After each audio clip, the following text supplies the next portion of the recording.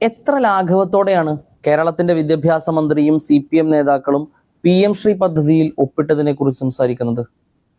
സംഘ് പരിവാർ അജണ്ടകളിൽ ഏറ്റവും പ്രധാനപ്പെട്ട വിദ്യാഭ്യാസ കാവ്യവൽക്കരണത്തിനും ഇന്ത്യയുടെ ഫെഡറൽ സംവിധാനത്തിന് പരിക്കേൽപ്പിക്കുന്നതിനുമുള്ള ടൂളാണി പദ്ധതി എന്ന് തിരിച്ചറിയാത്തവരാണോ കേരളത്തിലെ CPM നേതാക്കൾ?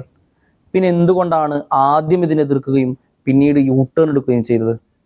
സാമ്പത്തിക സ്രോതസ്സാണ് പ്രധാന ലക്ഷ്യം എന്ന് പറയുമ്പോഴും വലിയ പ്രത്യാഘാതങ്ങൾ ഉണ്ടാക്കാൻ പോകുന്ന ഈ പദ്ധതിയിൽ ഘടകകക്ഷികളെ പോലും പരിഗണിക്കാതെ ഒപ്പുവെച്ചതിലൂടെ കേരളത്തിലെ മതേതര സമൂഹത്തെ വഞ്ചിക്കുകയാണ് ഇടതുപക്ഷ സർക്കാർ ചെയ്തിരിക്കുന്നത്.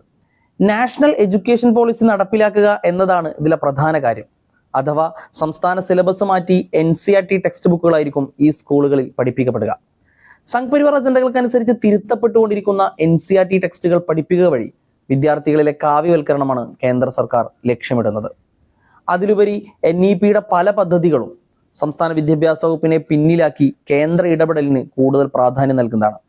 ഇത് ഇന്ത്യയുടെ ഫെഡറൽ സംവിധാനത്തിന് വിരുദ്ധമായ നടപടികളാണ് എന്ന കാര്യത്തിൽ സംശയമില്ല. ഇത്തരമൊരു പദ്ധതിയിലാണ് ഇടത് സർക്കാർ ഒപ്പുവെച്ചിരിക്കുന്നത്. ഹിജാബ് വിഷയത്തിൽ തട്ടമിട്ട പെൺകുട്ടിയെ ചേർത്ത് നിർത്തി Facebook പോസ്റ്റിട്ട ചിത്രം മതിയാകില്ല ഇതിനെ ന്യായീകരിക്കാൻ.